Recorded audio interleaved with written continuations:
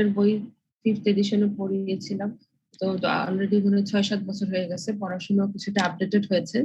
তো এই জন্য লেটেস্ট একটা ওরাল অ্যাবজর্পশন পিডিএফ ফরম্যাটটা আমি দিচ্ছি, অর্থাৎ দুইটা তোমাদেরকে মিলিয়ে পড়াচ্ছি। আর পিডিএফ ফরম্যাট যেটা আমি দিচ্ছি, যেটা তোমরা স্ক্রিনে দেখতে পাচ্ছ, ওইটা সবকিছু পড়তে হবে না। আমি একটা পেজ নাম্বার দাগিয়ে দিব যে শুধুমাত্র ওরাল অ্যাবজর্পশনের জন্য এত থেকে এত পেজ পড়বা, ঠিক আছে? আচ্ছা, তাহলে আমরা লাস্ট 2 ক্লাসে প্রথমে অ্যাবজর্পশন পড়েছি, ফার্মাকোকাইনেটিকের সাথে ওরাল অ্যাবজর্পশনের রিলেশনশিপটা পড়েছি। তারপর হচ্ছে অ্যাবজর্পশনের যে এরিয়ানা কার্ভ বা অ্যাবজর্পশন যে পিকটা, 4টা পিকের মধ্যে 4টা ফেজ ছিল, 4টা ফেজ ডিটেলস পড়েছি। তারপরে জিরো অর্ডার, ফার্স্ট অর্ডার, এগুলাও আমরা পড়েছি। ইকুয়েশন গুলা দেখেছি। যদি সামনাসামনি ক্লাস হতো তাহলে ইকুয়েশন গুলো আরো সুন্দর করে বুঝিয়ে দেওয়া যেত। তো এটা আমি আসলে বলবো যে মানে বায়োফার্মাসিউটিক্স বা অ্যাডভান্স বায়োফার্মাসিউটিক্স ক্যালকুলেশন বেসড ক্লাসগুলো অনলাইনে সহজে হয় না, হতে চায় না। আচ্ছা, এরপরে যেটা হচ্ছে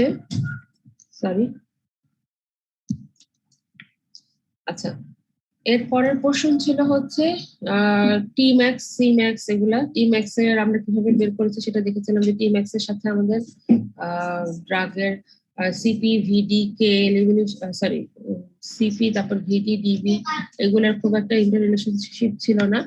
টি max for oral absorption totally হচ্ছে এলিমিনেশন রেট কনস্ট্যান্ট এবং অ্যাবজর্পশন রেট কনস্ট্যান্টের উপর ডিপেন্ড করে, ঠিক আছে?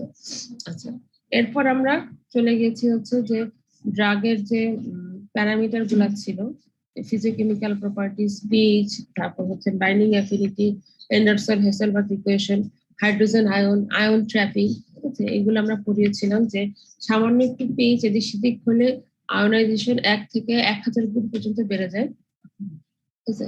এগুলোর কিছু ক্যালকুলেশন আছে যেগুলো হয়তো কেমিস্ট্রি রিলেটেড সাবজেক্টে বা ফার্দার যদি কেমিস্ট্রি, ফার্মাসিউটিক্যাল কেমিস্ট্রি ডিটেলস পড়তে যাও তখন আরো ডিটেলসে ক্যালকুলেশন গুলা পাবা, ঠিক আছে? তো যেহেতু এটা ডিটেলসে গেলাম না, কারণ এই পোর্শনটা যদি আমি ডিটেলসে চলে যাই তাহলে আমার বাকি পোর্শন গুলো পড়া হবে না, আর এটা বাদ দিয়ে দাও। জাস্ট এতটুকু মনে রাখো যে পিএইচ যদি 0.01 থেকে 0.05 পর্যন্ত চেঞ্জ হয় তাহলে আমার ionisation capacity 10 Times, 100 Times, 1000 Times এরকম ভাবেও চেঞ্জ হতে পারে। আচ্ছা, এরপর হচ্ছে আমাদের ড্রাগ ডিস্ট্রিবিউশন। যখন ওরালি ড্রাগটা ইনটেক করি তখন ড্রাগটা ডিস্ট্রিবিউটেড হয়। শুধু এটা না, ওরালি বলো, ইন্ট্রাভাস্কুলার বলো, ইন্ট্রাভেনাস বলো বা আইভি বলো, প্যারেন্টাল রুট বলো, আদার্স যে কোনো রুটে আমরা যখন ড্রাগটা দেই, obviously drug must be distributed, ঠিক আছে? তো এই যে ডিস্ট্রিবিউশন ক্যাপাসিটি, এই ডিস্ট্রিবিউশন ক্যাপাসিটি কিন্তু প্রত্যেকটা ডোজেস ফর্মের জন্য আছে। টপিক্যাল যদি বলো, টপিক্যালের ক্ষেত্রে আমি বলবো যে there should be some distributions, ঠিক আছে? কিরকম? যখন আমরা স্কিনের উপরে দিচ্ছি, স্কিন থেকে কিন্তু ড্রাগটা কিছুটা হলে অ্যাবজর্ব হয়ে সিস্টেমিক সার্কুলেশনে হালকা চলে আসে, ঠিক আছে?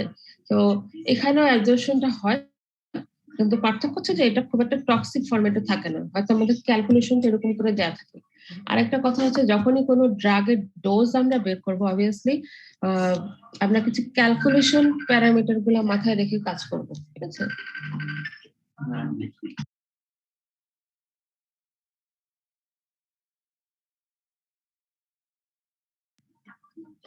আচ্ছা, এই হচ্ছে কি আমাদের পয়েন্ট গুলা।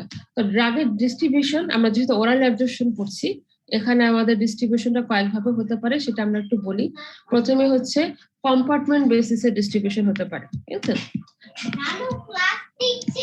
আচ্ছা,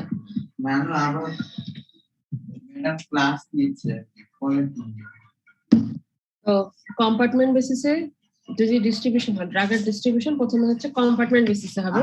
আমরা এর আগেও পড়ে আসছি central compartment, peripheral compartment. Central compartment আমরা জানি কি, পেরিফেরাল কম্পার্টমেন্ট আমরা ডিটেলস জানি। Special compartment it's kind of peripheral compartment. Peripheral কম্পার্টমেন্টেরই দুইটা পার্ট ছিল, যেটা সেন্ট্রাল কম্পার্টমেন্ট থেকে সরাসরি যাচ্ছে, আর একটা হচ্ছে যেটা সেন্ট্রাল কম্পার্টমেন্ট থেকে অথবা ফার্স্ট পেরিফেরাল কম্পার্টমেন্ট থেকে আরো ডিপ টিস্যুতে ডিস্ট্রিবিউটেড হচ্ছে। যেমন ধরো একজন ফ্যাটি পারসন বা একজন মোটা লোক, তাকে যদি একটা লিপিড সলিউবল বেশি এরকম ড্রাগ দাও, অবভিয়াসলি সেই ড্রাগটা তার ফ্যাট পোর্শনে বা অ্যাডিপোজ টিস্যু যেখানে ফ্যাট ডিপোজিট হয় সেই অ্যাডিপোজ টিস্যুতে সে ডিস্ট্রিবিউটেড হয়ে যাবে, ঠিক আছে?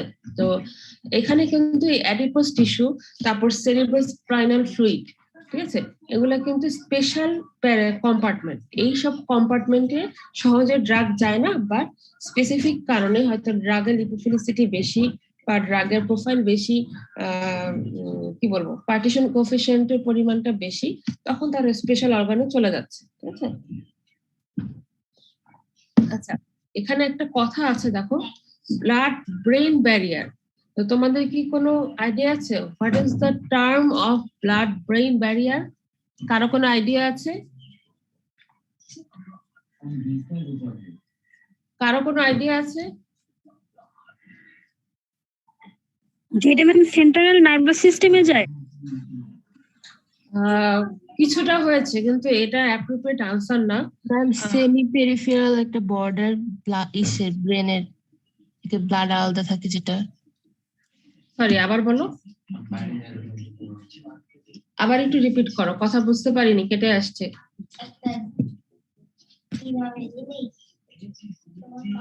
সেমি আচ্ছা, সেমি পারমিয়েবল না, আমি একটু রিপিট করি। ধরো আমাদের প্রত্যেকটা সেলের উপরে কিন্তু একটা মেমব্রেন থাকে, এতটুকু আমরা সবাই জানি, সেল মেমব্রেন। আচ্ছা, এই সেল মেমব্রেনের মধ্যে যেটা হয় যে সেল মেমব্রেনের স্ট্রাকচার হচ্ছে পারমিয়েবল। এই সেল মেমব্রেন যদি এন্ডোথেলিয়াল সেল থেলিয়াল মানে পার্ট দিয়ে তৈরি করা হয়, তখন কি হয়, এটা সেমি পারমিয়েবল হয়ে যায়। কারণ এন্ডোথেলিয়াল যে সেল মেমব্রেনটা, ওই সেল মেমব্রেনে অসংখ্য ছোট ছোট পোর্ট থাকে, ঠিক আছে? তো ওই পোর্ট দিয়ে ওয়াটার সলিউবল স্মল মলিকুলস গুলো ইজিলি পাস হয়ে যায়। তারপরে ওই পোর্ট দিয়ে বা ওই পোর্ট, যেহেতু আমাদের সেল মেমব্রেনটা লিপিড বায়োলেয়ার, অর্থাৎ লিপিড পোর্শনটা বেশি থাকে, তো যেসব ড্রাগ লিপিড প্রোফাইল বেশি বা লিপিড সলিউবিলিটি বেশি, ওগুলো কিন্তু ওই এন্ডোথেলিয়াল সেল মেমব্রেনের ভিতর দিয়ে ইজিলি পাস হয়ে যায়, ঠিক আছে? এই জন্য সেল মেমব্রেনকে বলা হয় সেমি পারমিয়েবল মেমব্রেন, অর্থাৎ কিছু পাস হয়, কিছু লার্জ মলিকুলস বা ওয়াটার সলিউবল লার্জ মলিকুলস যেগুলো, সেগুলো সহজে পাস হয় না, এগুলো বাইরে থাকে। আবার ওয়াটার সলিউবল স্মল মলিকুলস যদি থাকে, অবভিয়াসলি এগুলো পাস হয়ে যায়। এখন ব্লাডের যে সেলের যে মেমব্রেনটা, এটা কিন্তু এন্ডোথেলিয়াল সেল দিয়ে তৈরি না, এটা হচ্ছে একটা ইমপারমিয়েবল সেল মেমব্রেন দিয়ে তৈরি, ঠিক আছে?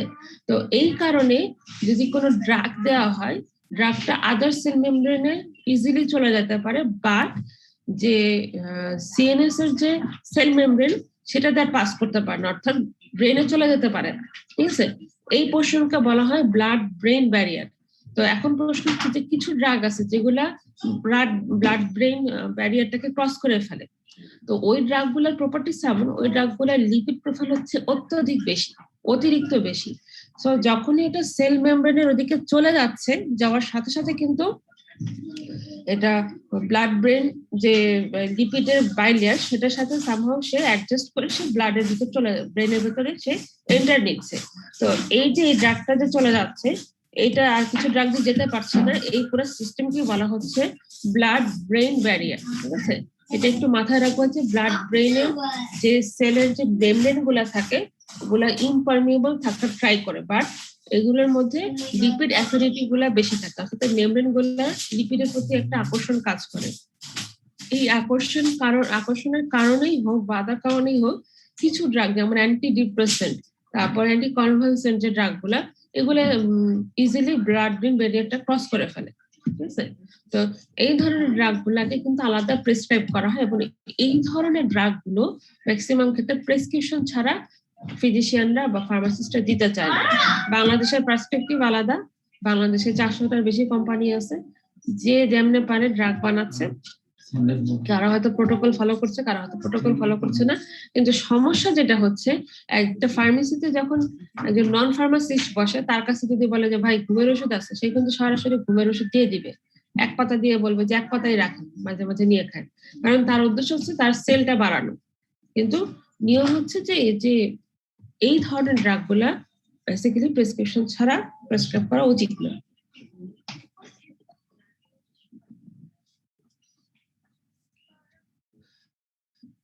আচ্ছা, এরপর কি হচ্ছে ড্রাগ ডিস্ট্রিবিউশন হয়ে গেল। নেক্সট পয়েন্ট হচ্ছে প্রোটিন বাইন্ডিং। প্রোটিন কোথায় থাকে? প্রোটিন হচ্ছে লার্জ ম্যাক্রোমলিকুলস। আমরা আমাদের বডির জন্য মানে খুব এসেনশিয়াল একটা পার্ট হচ্ছে প্রোটিন, অর্থাৎ কার্বোহাইড্রেট, ফ্যাট বা লিপিড এবং প্রোটিন। এই তিনটা হচ্ছে আমাদের এসেনশিয়াল নিউট্রিয়েন্টস। এটা আমাদের বডির ভিতরেও থাকে, অনেক সময় আমরা বাইরে থেকেও ইনটেক করি, ঠিক আছে। এবার আমাদের যে লাইফ সাইকেল, এই লাইফ সাইকেল কিন্তু তিনটার উপরে ডিপেন্ড করে, সেই সাথে ওয়াটার এন্ড ইলেকট্রোলাইটস এই দুটার ব্যালেন্সের উপরে ডিপেন্ড করে, ঠিক আছে। তো এই প্রোটিন গুলো কিন্তু ম্যাক্সিমাম ক্ষেত্রে ব্লাডের মধ্যে আমরা পাই, অ্যালবুমিন আছে, ফ্লাভোনোজেন আছে, এরকম ম্যাক্রোমলিকুলস। তো প্রোটিনের সাথে ড্রাগের রিলেশনটা কি? অনেক সময় দেখা যায় যে ড্রাগ যখন আমরা ইনটেক করছি, সেটা ডিসইন্টিগ্রেশন ডিসোলিউশন হলো, দেন সিস্টেমিক সার্কুলেশনেও চলে গেল, ব্লাডে চলে গেল। ব্লাডে চলে যাওয়ার পরে তারপর যেটা হলো যে সে কিছু প্রোটিনের সাথে বাইন্ড করে ফেলে, ঠিক আছে। এই যে প্রসেসটা, সেটাকে বলা হচ্ছে প্রোটিন বাইন্ডিং। তো এই প্রোটিন বাইন্ডিং ড্রাগের ডিস্ট্রিবিউশনের উপর কিভাবে ইফেক্ট ফেলে? প্রথম পয়েন্ট হচ্ছে ইফেক্টস অন ড্রাগ ডিস্ট্রিবিউশন, ঠিক আছে। আচ্ছা, ড্রাগ ডিস্ট্রিবিউশনের সাথে প্রোটিন বাইন্ডিং এর রিলেশনটা কি? যদি প্লাজমাতে বা সিস্টেমিক সার্কুলেশনে যে প্রোটিন গুলো আছে সেগুলোর সাথে ড্রাগ বাইন্ড করে ফেলে, তাহলে কি হচ্ছে ড্রাগের ডিস্ট্রিবিউশনটা কিন্তু কমে যাচ্ছে, ঠিক আছে। সেটা কিরকম? ধরো তোমার হচ্ছে 100 মাইক্রোগ্রাম ড্রাগ হচ্ছে তোমার প্লাজমাতে চলে আসছে, আসার পরে দেখা গেল যে 50 মাইক্রোগ্রাম প্রোটিনের সাথে বাইন্ড হয়ে গেছে বা বন্ড ফর্ম করে ওরা বসে আছে, ওরা কিছু করছে না। কারণ যখনই কোনো ড্রাগ কোনো প্রোটিনের সাথে বাইন্ড হয়ে যায় বা বন্ড ফর্ম করে, তখন কিন্তু ড্রাগটা অ্যাক্টিভলি কাজ করতে পারে না, কারণ তার ফাংশনাল গ্রুপটা অলরেডি প্রোটিনের সাথে কমিটেড হয়ে যায়, ঠিক আছে। তাহলে বাকি 50 মাইক্রোগ্রাম তাহলে ফ্রি ড্রাগ আছে। ওই 50 মাইক্রোগ্রাম ফ্রি ড্রাগ তখন পুরো বডিতে ডিস্ট্রিবিউটেড থাকবে, অর্থাৎ যত বেশি প্রোটিন বাইন্ডিং হবে তত কম ড্রাগের ডিস্ট্রিবিউশনটা হবে। কারণ আমি এক্সাম্পল দিয়ে বলেছি, 100-এর মধ্যে যদি 50 প্রোটিন বাইন্ডিং এর সাথে হয়ে যায়, বাকি 50 কিন্তু ফ্রি থাকবে, ঠিক আছে। আচ্ছা, এরপর হচ্ছে ইফেক্টস অন ড্রাগ এলিমিনেশন। যদি প্রোটিন বাইন্ডিং বেশি হয়, ড্রাগের ডিস্ট্রিবিউশন কম হবে, ড্রাগের এলিমিনেশনও কিন্তু আলটিমেটলি কমে যাবে। এটাই বড় করে লেখা আছে, তোমরা একটু পড়ে নিও। আচ্ছা, টিস্যু বাইন্ডিং। টিস্যু বাইন্ডিং হচ্ছে যে যখন যদি প্লাজমা প্রোটিনের সাথে ড্রাগের বাইন্ডিংটা বেড়ে যায়, অবভিয়াসলি টিস্যু বাইন্ডিংটা কমে যাবে, ঠিক আছে। আচ্ছা, তখন কি হচ্ছে যে টোটাল ড্রাগের যে এক্সট্রা সেলুলার এবং ইন্ট্রাসেলুলার যে কনসেন্ট্রেশনটা, সেটা কিছুটা টিস্যুর ভিতরে এবং বাইরে চেঞ্জ হয়ে যাবে। যতটুকু আশা করার কথা দেখা গেল তো ততটুকু হলো না।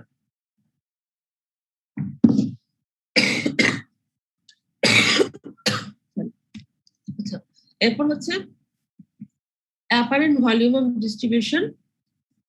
অ্যাপারেন্ট ভলিউম অফ ডিস্ট্রিবিউশন হচ্ছে একটা ড্রাগ কতটুকু এরিয়া বা ডিস্ট্রিবিউটর জুড়ে থাকবে, সেটাকে বলা হচ্ছে অ্যাপারেন্ট ভলিউম অফ ডিস্ট্রিবিউশন। এগুলো যেহেতু অলরেডি পড়া হয়ে গেছে, আমি আর এটাতে যাব না, ঠিক আছে। আচ্ছা, অ্যাপারেন্ট ভলিউম ডিস্ট্রিবিউশনের সাথে এখানে আমাদের ওরাল অ্যাবজর্পশনের কি রিলেশনটা সেটা একটু দেখি। ফর এক্সাম্পল, আমরা যদি ড্রাগের ডোজ, অর্থাৎ পার লিটার ব্লাডে কত মিলিগ্রাম ড্রাগের ডোজ আছে, সেই মানটা যদি নিয়ে আমরা যদি টাইম টু টাইম যে টাইমে আমরা ব্লাড কালেক্ট করছি সেটা নেই, তাহলে এরকম একটা স্ট্রেট কার্ভ পাবো, যেটা ফার্দার একটু শুরুর দিকে কি লিনিয়ারিটিটা হারাবে, অর্থাৎ এটা একটু বাঁকা হয়ে তারপর সোজা হয়ে যাবে, ঠিক আছে। তো এখান থেকে আমরা যদি দেখি যে অ্যাপারেন্ট ভলিউম ডিস্ট্রিবিউশন কিভাবে বার করবো, এই কার্ভ থেকে আমরা পেলাম যে ফর এক্সাম্পল যে পার লিটারে 10 মিলিগ্রাম করে আমার ড্রাগ পাওয়া যাচ্ছে, কনসেন্ট্রেশন পাওয়া যাচ্ছে। আর আমরা ড্রাগ ধরলাম 100 মিলিগ্রাম আমরা ওরালি ইনটেক করলাম, তাহলে আমরা অ্যাপারেন্ট ভলিউম ডিস্ট্রিবিউশন কিভাবে পাবো? DB divided by CP. DB হচ্ছে 100 মিলিগ্রাম, সিপি হচ্ছে 10 মিলিগ্রাম পার লিটার, তাহলে আমার ভিডি হচ্ছে 10 লিটার, ঠিক আছে। এখন আমরা যে ভিডিটা বের করছি, এটা কিভাবে বের করছি? প্রথমে আমরা 100 মিলিগ্রাম ভলান্টিয়ারকে খাওয়াই দিই, ওরালি খাওয়াই দিলাম। খাওয়া দেওয়ার পরে কি হচ্ছে, আমরা 1 ঘন্টা 2 ঘন্টা 3 ঘন্টা 4 ঘন্টা এরকম 1 ঘন্টা পর পর আমরা স্যাম্পলিং কালেক্ট করলাম। স্যাম্পলিং কালেক্ট করার পরে স্যাম্পলিং থেকে ড্রাগের কনসেন্ট্রেশনটা বের করে এরকম একটা লাইন পেলাম। এখান থেকে আমরা ইন্টারসেপ্ট নিয়ে বা স্লোপটা নিয়ে ইন্টারসেপ্টটা বের করে দেন আমরা এই 10 মিলিগ্রাম পার লিটারের মানটা পেলাম। এটা হচ্ছে আমাদের এভারেজ একটা মান বলতে পারো। এভারেজ থাকে, তখন আমরা এই মানটা 100 মিলিগ্রামের সাথে ভাগ করে দিলে যেটা পাচ্ছি সেটা হচ্ছে আমার ভিডি। ঠিক আছে, আচ্ছা এখানে একটা কথা বলে নিই যে ম্যাক্সিমাম ক্ষেত্রে যখন আমরা ওরালি ড্রাগটা ইনটেক করাই, ম্যাক্সিমাম ক্ষেত্রে ড্রাগটা হচ্ছে 2 কম্পার্টমেন্ট ফলো করে। ঠিক আছে, তো একটু 2 কম্পার্টমেন্ট যখন ফলো করে তার মানে কি ড্রাগটা কিন্তু আর লিনিয়ারিটিটা থাকে না, সেটা একটা নন লিনিয়ারিটিতে এক্সপ্রেস হয়ে যায়। ঠিক আছে, তো এই যে 2 কম্পার্টমেন্ট নন লিনিয়ারিটিতে চলে যাচ্ছে, লিনিয়ার যদি হতো তাহলে আমরা বলতে পারতাম যে ডোজ বাড়ছে, ড্রাগের কনসেন্ট্রেশনও বাড়ছে, ড্রাগের ডিস্ট্রিবিউশনও বেড়ে যাচ্ছে, বাট ডিস্ট্রিবিউশন হয়তো সরি কনসেন্ট্রেশন অর্থাৎ ড্রাগটা টিস্যুতে চলে যাচ্ছে, তাহলে ব্লাডে বা প্লাজমা ডিস্ট্রিবিউশনটা কমে যাচ্ছে, তার মানে ড্রাগটা তত ইফেক্টিভ হচ্ছে। তো নন লিনিয়ারের ক্ষেত্রে যেটা হচ্ছে, নন লিনিয়ারের ক্ষেত্রে আমরা প্রপোর্শনাল ওয়েতে কিছু বলতে পারবো না। নন লিনিয়ারের ক্ষেত্রে আমাকে ফার্দার আদার্স যে প্যারামিটার গুলো অর্থাৎ টিম্যাক্স, তারপর হচ্ছে এলিমিনেশন হাফ লাইফ, তারপর হচ্ছে elimination rate constant, plasma constant, total body clearance, এই পোর্শন গুলা বের করে দেন আমাকে বের করতে হবে। ঠিক আছে, সো ওরাল অ্যাবজর্পশন যদি 2 কম্পার্টমেন্ট ফলো করে তাহলে আমাদের জন্য একটু ডিফিকাল্ট হয়ে যায় এই পোর্শন গুলা বের করা। ঠিক আছে, আচ্ছা এরপর হচ্ছে drug bio transformation. Bio transformation হচ্ছে, এটা হচ্ছে ড্রাগের এলিমিনেশনের একটা part. This are the part of drug elimination. Elimination আমরা পড়েছিলাম কি irreversible removal of drug from the body. অর্থাৎ ইরিভার্সিবল হয়তো ড্রাগটা বডি থেকে বেরিয়ে যায়, এটা আর বডিতে ফার্দার ব্যাক করবে না। আচ্ছা, এই বায়ো ট্রান্সফরমেশনের আরেকটা নাম হচ্ছে ড্রাগ মেটাবলিজম। আমরা বায়োফার্মাসিউটিক্স সাবজেক্টে পড়েছিলাম যে হোয়াট ইজ ড্রাগ মেটাবলিজম। ড্রাগের মেটাবলিজম কাকে বলে? যখন ড্রাগটা মেটাবলাইজড হয়ে যায় বডির ভিতরে তখন এটাকে বলা হচ্ছে ড্রাগ মেটাবলিজম। ঠিক আছে, ড্রাগ মেটাবলিজম আমাদের বডির জন্য খারাপ, ঠিক আছে, কিন্তু আবার এক সেন্সে ভালো। ঠিক আছে, এটা আজকে একটু এক্সপ্লেন করবো।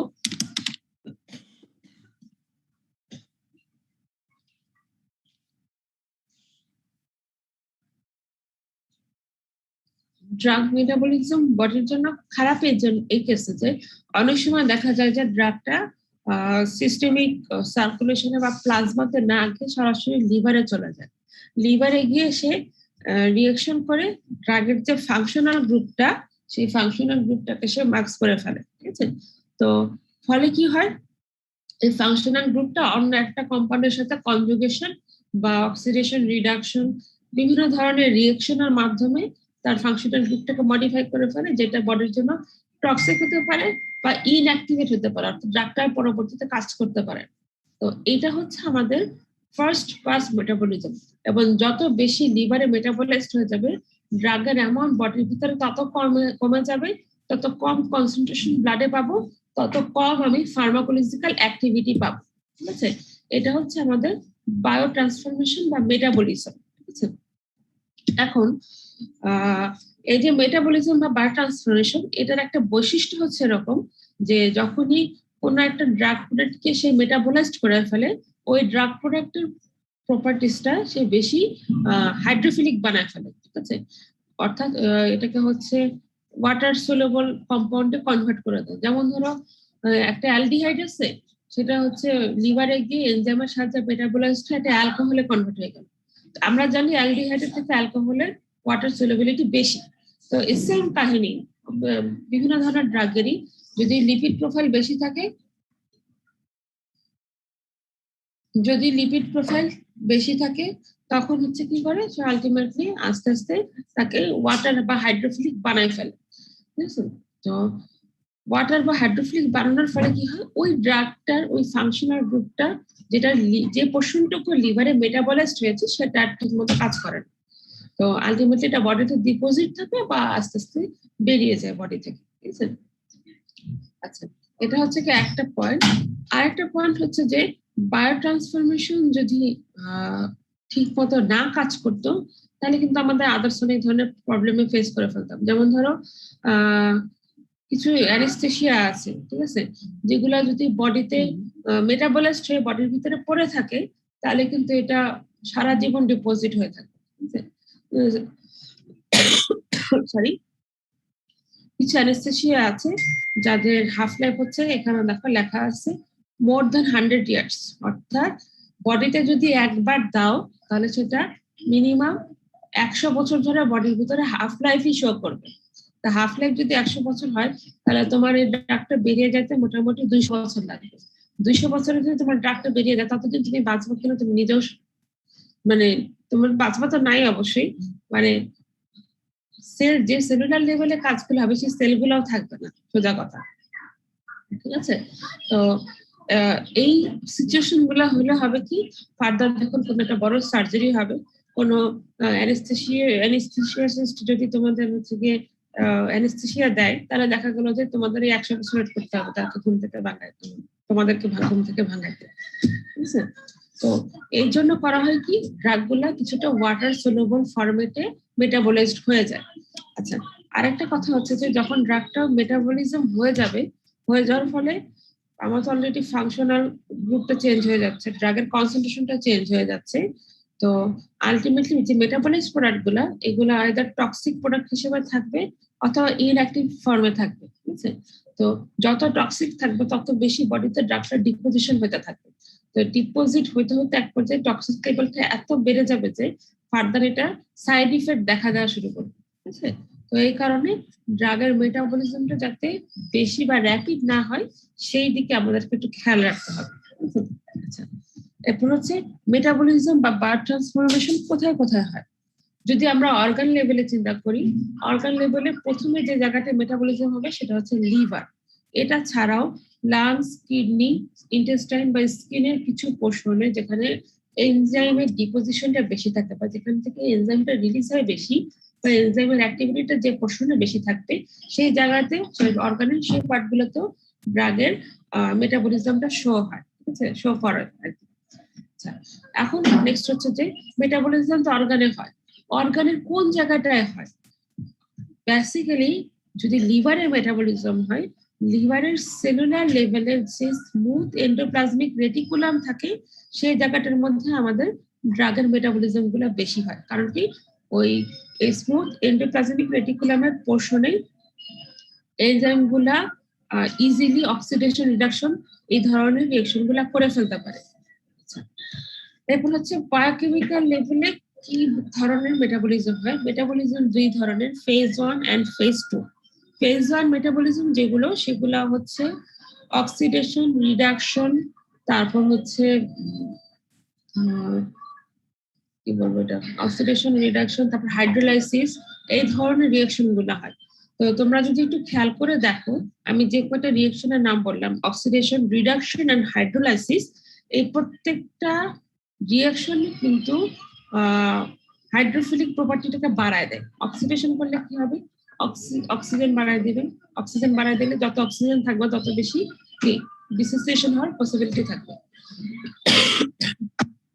রিডাকশন অক্সিজেন কমে যায়, হাইড্রোজেন বেড়ে যায়। যদি অক্সিজেন কমে হাইড্রোজেন বাড়ায় দেয়, হাইড্রোজেনে কিন্তু আয়নাইজ হওয়ার ক্যাপাসিটি বেশি থাকে। হাইড্রোলাইসিস, হাইড্রোজেন আয়ন অ্যাড হবে, হাইড্রোজেন আয়ন যত অ্যাড হবে তত সেটা হাইড্রোফিলিসিটি বাড়াবে। ঠিক আছে, তো ফেজ 1 হচ্ছে বেসিক্যালি ওয়াটার সলিউবল পোর্শনটাকে বাড়ায় দেয়। ফেজ 2 যেটা, সেটা হচ্ছে কনজুগেশন করে। কনজুগেশন মিন্স হচ্ছে ফেজ 1 থেকে যে প্রোডাক্টটা পাওয়া গেল সেটার সাথে কোনো একটা সালফার, কোনো একটা অ্যামাইনো গ্রুপ অ্যাড করে দেয়, এমন ভাবে অ্যাড করা যাতে ড্রাগটা পূর্বের ফাংশনাল গ্রুপে ফিরে যেতে না পারে। ঠিক আছে, আচ্ছা, এখন এই যে ফেজ 1 ফেজ 2 এগুলো কোন কোন ড্রাগের ক্ষেত্রে হয়। যেসব ড্রাগ সরাসরি লিভারে বা মেটাবলাইট সাইটে চলে যেতে পারে তাদের সাথেই হবে। বুঝছেন, পার্থক্য হচ্ছে কোন ড্রাগ সরাসরি ফেজ 2 তে চলে যায় রিঅ্যাকশন করতে, কোন ড্রাগ ফেজ 1 হয়ে ফেজ 2 তে চলে যায়। কেউ ফেজ 2 থেকে ফেজ 1 এ আসবে না, আইদার ফেজ 1 থেকে ফেজ 2 তে চলে যাবে অথবা ফেজ 1 টাকে স্কিপ করে, স্পেশালি যেসব ড্রাগের ওয়াটার সলিউবল প্রপার্টি আছে সেগুলো ম্যাক্সিমাম ক্ষেত্রে ফেজ 1 টাকে স্কিপ করে ফেজ 2 তে চলে যায়, চলে গিয়ে রিঅ্যাকশনটা শুরু করে দেয়। ঠিক আছে, আচ্ছা, এইখানে দেখো কিছু এনজাইম নাম দেয়া আছে। সাইটোক্রোম P450, লিভারে থাকে হচ্ছে সাইটোক্রোম P450 এনজাইম। লিভার ছাড়া লাংসে বা স্কিনে বা কিডনির কিছু পোর্শনে এরকম এনজাইম গুলা থাকে। সাইটোক্রোম 450 কি, P450 কি, সাইটোক্রোম P450 হচ্ছে অনেকগুলা এনজাইমকে একসাথে নিয়ে একটা পোর্শন। ঠিক আছে, অনেকগুলো এনজাইম থাকবে এটার মধ্যে। তাহলে P450 কেন, P450 হচ্ছে এই যে সাইটোক্রোমটা, এটা একমাত্র ইভিতে 450 ন্যানোমিটারে সে লাইট অ্যাবজর্ব করে না, এর জন্য এটার নাম হচ্ছে সাইটোক্রোম P450। এই সাইটোক্রোম P450 মধ্যে অনেকগুলা পার্ট আছে, ঠিক আছে, একটা দুইটা তিনটা চারটা এরকম অনেকগুলো অসংখ্য এনজাইম আছে, ঠিক আছে। এগুলো একটু নামগুলো দেখে নিই, এবং কোন এনজাইম কোন ড্রাগের হচ্ছে সাবস্টিটিউট ক্যারেক্টারিস্টিক দেখায়, ইন্ডিউসার হিসেবে কাজ করে এবং ইনহিবিটর হিসেবে কাজ করে, এগুলো একটু পড়ে নিই, ঠিক আছে। আচ্ছা, এরপর হচ্ছে লাস্ট স্লাইড আর কি এই লেকচার শিটের, এনজাইম ইনডিউসিং কিছু আছে যে যেটা এনজাইমটাকে ইনডিউস করে, ঠিক আছে, কিছু এনজাইম ড্রাগের সাথে ইজিলি ইনডিউসড করে একটা কিছু কনভার্ট করে ফেলে। আর একটা হচ্ছে এনজাইম ইনহিবিশন, অর্থাৎ এখানে হচ্ছে এনজাইমটা ড্রাগের অ্যাক্টিভিটিটাকে ইনহিবিট করে দেয়, ঠিক আছে। তো তোমাদের ওরাল অ্যাবজর্পশন পিডিএফ ফরম্যাটের লেকচার শিট, অর্থাৎ ওরাল অ্যাবজর্পশনের জন্য তোমরা এই পেজ পর্যন্ত পড়বা, ঠিক আছে। অর্থাৎ এনজাইম ইনহিবিশন পর্যন্ত তোমাদের পড়লে এনাফ। পরবর্তী যে লেকচার গুলো আছে এগুলো হচ্ছে তোমার আমি যে নেক্সট চ্যাপ্টারে যাব সেখানে হচ্ছে এই প্রশ্নগুলো থাকবে। সো অত কিছু দরকার নাই, তোমরা এলিমিনেশন পার্টটা বাদ দিয়ে দাও, বাদ দিয়ে এই এনজাইম ইনহিবিশন এই পার্টটুকু পর্যন্ত পড়বা, অর্থাৎ পেজ 1 থেকে 12 পর্যন্ত হচ্ছে ওরাল অ্যাবজর্পশনের সিলেবাস, ঠিক আছে। কারো কোনো কোশ্চেন আছে? আচ্ছা, এরপরে আমরা এই লেকচার শিটটা স্টার্ট করে দেই। আমরা লাস্ট ক্লাসে পড়েছিলাম যে, হ্যাঁ বলো ম্যাম। ওই শিটে একটা কোশ্চেন ছিল ম্যাম, সাইটোক্রোম P415 কেন বলা হয় যেন ম্যাম বললেন? P450 বলা হয় কারণ একমাত্র ইউভি যে ওয়েভলেন্থ 450, এটাকে আমরা ইউভি বলতে পারি না, 450 ন্যানোমিটারে সে লাইট অ্যাবসর্ব করে, এই জন্য এটার নাম হচ্ছে P450, ঠিক আছে। জি ম্যাম। আচ্ছা, এরপরে যেটা আমরা লাস্ট ক্লাসে হচ্ছে টিম্যাক্স করেছি, টিম্যাক্স দেখেছি যে টিম্যাক্স হচ্ছে এলিমিনেশন রেট কনস্ট্যান্ট এবং অ্যাবজর্পশন রেট কনস্ট্যান্ট, এই দুটার উপরে ডিপেন্ড করবে। এরপরে আমরা গ্রাফিক্যাল প্রেজেন্টেশনটা বাদ দিলাম, এটা আসলে পড়ে লাভ নেই যেহেতু এটা ক্লাস অনলাইন ক্লাস হচ্ছে। এরপর হচ্ছে আমরা দুইটা টার্মিনোলজি পড়বো, একটা হচ্ছে ল্যাগ টাইম। ল্যাগ টাইমটা কি? দেখা গেল যে কোন স্পেসিফিক কারণে কোন একজন পেশেন্টের যে সময় ড্রাগটা ব্লাডে যাওয়ার কথা সেই সময় না গিয়ে কিছু সময় পরে যায়। এই যে সময় যাওয়ার কথা, ধরো 9:30টার সময় ড্রাগ ইনটেক করেছে, আমরা ধরে নিচ্ছি যে 9:15টায় ড্রাগটা সিস্টেমিক সার্কুলেশনে চলে যাবে, কিন্তু দেখা গেল যে 9:15টায় না গিয়ে সে 9:30টায় সিস্টেমিক সার্কুলেশনে চলে গিয়েছে। এই যে 15 মিনিটের গ্যাপ, এই 15 মিনিটের গ্যাপটাকে বলা হচ্ছে ল্যাগ টাইম। এবং সরি, কথা বলতে খুবই কষ্ট হচ্ছে, তারপর ল্যাগ টাইমটা কেন হচ্ছে?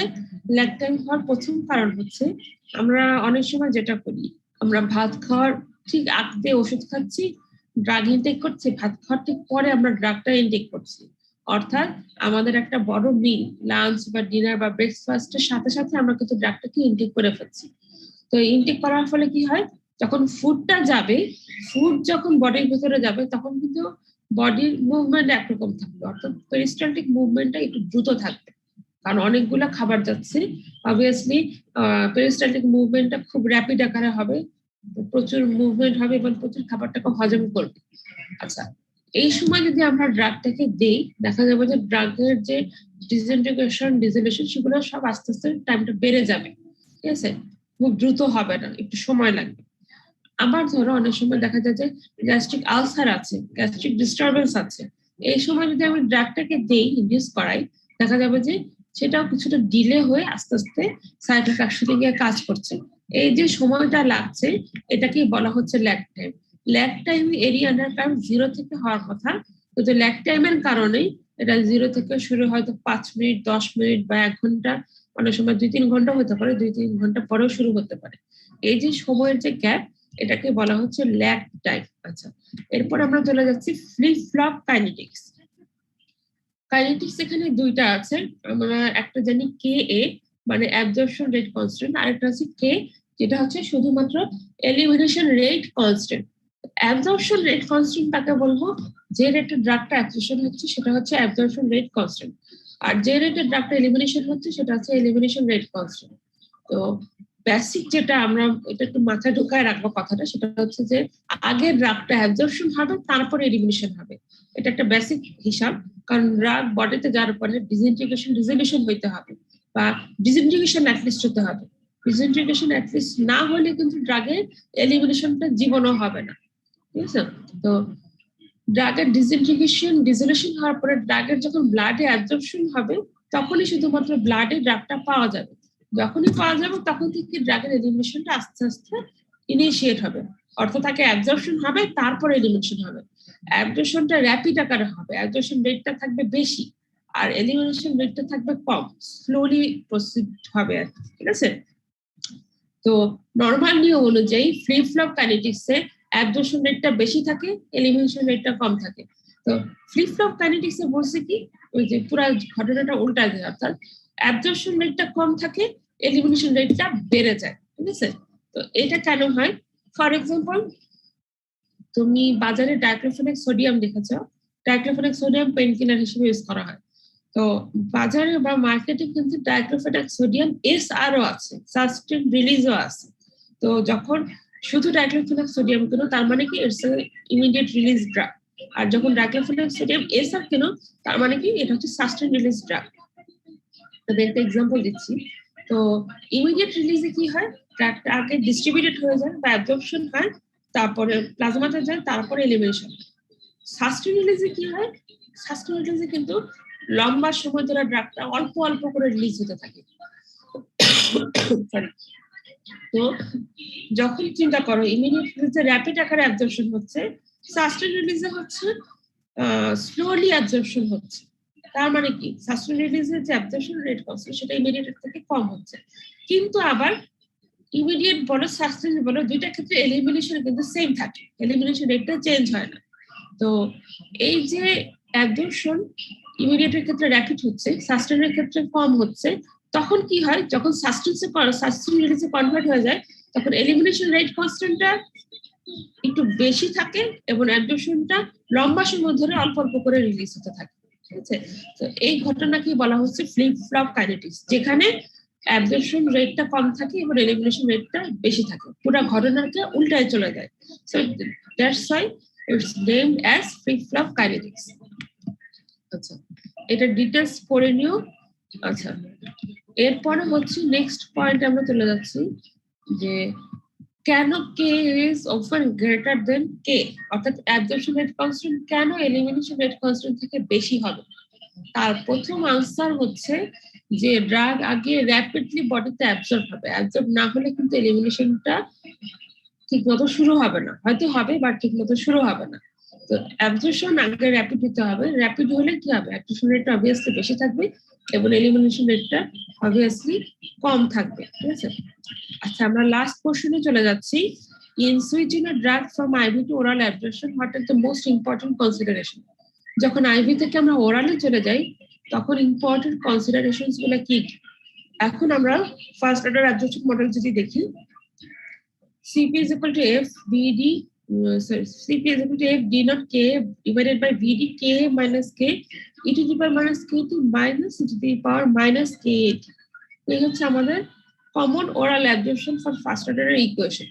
যখন আমরা আইভি তে অর্থাৎ সরাসরি ইনজেকশনের মাধ্যমে যে ড্রাগটা দিই, আইভি থেকে যখন ওরালে কনভার্ট হবো তখন আমাকে প্রথমেই যে জিনিসটা মাথায় রাখতে হবে সেটা হচ্ছে এফ ভ্যালু, ঠিক আছে? এই এফ ভ্যালুটা হচ্ছে আসল জিনিস। এফ ভ্যালু হচ্ছে ফ্র্যাকশন অফ ড্রাগ অ্যাবজর্ব, অর্থাৎ আমাকে ফ্র্যাকশন অফ ড্রাগ অ্যাবজর্বটা মাথায় রাখতে হবে।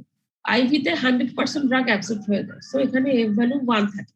ওরালিতে যেটা হয় 100% ড্রাগ কিন্তু অ্যাবজর্ব হয় না, কিছু ড্রাগ অ্যাবজর্পশন হওয়ার আগে লিভারে চলে যায়, কিছু বডি থেকে জিআই ট্র্যাক্টের মাধ্যমেই বেরিয়ে যায়, কিছু হয়তো বডির অন্যান্য অর্গানে চলে যাচ্ছে, ঠিক আছে? ঠিক মতো কাজ করছে না, অন্যান্য অর্গানে চলে যাচ্ছে, কিছু হয়তো প্রোটিন বাইন্ডিং করতেছে। এই যে এত কাহিনীগুলা হচ্ছে, ঠিক আছে, এটার জন্য আমাদের এই এফ ভ্যালুটা মোস্ট ইম্পর্টেন্ট। এফ ভ্যালুর মান হচ্ছে 0 থেকে 1। এফ ভ্যালু কোনোদিন 100% অ্যাবজর্ব হতে পারবে না ওরালের ক্ষেত্রে, সো 1 হবে না, হলে 1 এর নিচে হবে। যদি এফ ভ্যালু 0 হয় তার মানে কি কোনো ড্রাগই অ্যাবজর্ব হয় না, অর্থাৎ যেভাবে ড্রাগটা বডিতে ঢুকিয়েছো সেভাবে ড্রাগটা বডির ভিতরে আসে, ডিসইন্টিগ্রেশন হয়নি, ডিসোলিউশন হয়নি, একসময় হয়তো সেভাবে ড্রাগটা বডি থেকে বেরিয়ে যাবে। ঠিক আছে? সো এখানে এফ ভ্যালুটা মোস্ট ইম্পর্টেন্ট। এফ এর ভ্যালু 0 থেকে 1, 0 হলে ড্রাগটা ঠিক মতো কাজ করে নেই, 1 হলে জীবনও হবে না, কারণ অ্যাবজর্পশন ওরালি অ্যাবজর্পশনের ক্ষেত্রে 100% ড্রাগ আসে না। এই হচ্ছে মেইন কনসিডারেশন। এটা ছাড়া আর কি কি কনসিডারেশন আছে? যখন আইভিতে একটা ড্রাগ ডিজাইন করি আমাকে কিন্তু এক্সিপিয়েন্স অন্যরকম দিতে হয়। আবার যখন ওরালি ট্যাবলেট বা সাসপেনশন বা সলিউশন দিব, সিরাপ দিব, তখন কিন্তু অন্যভাবে ড্রাগটা ডিজাইন করতে হয়। তো এখানে এক্সিপিয়েন্স গুলো চেঞ্জ হবে, ড্রাগের অ্যামাউন্টটাও চেঞ্জ হবে। আইভিতে ধরো 125 মিলিগ্রাম থাকলো, ওরালিতে দেখা গেল যে আমাকে এটা 500 বা 250 মিলিগ্রাম করে বানাইতে হচ্ছে। ঠিক আছে? সেটার একটা ক্যালকুলেশন আছে, এখান থেকে ক্যালকুলেশনটা কিছুটা প্রসিড করে আমাকে আগাইতে হবে আর কি। এটা মাস্টার্সে যদি ভর্তি হয়, মাস্টার্স এটার উপর একটা ডিটেলস চ্যাপ্টার আছে। ইনশাআল্লাহ ক্লাসটা যদি আমি নিব, যদি মাস্টার্সে পড়ো তখন ডিটেলস ক্যালকুলেশন গুলো তোমাদেরকে বুঝাই দিব। ঠিক আছে? তো আজকে এই পর্যন্তই। কারো কোনো কোশ্চেন আছে?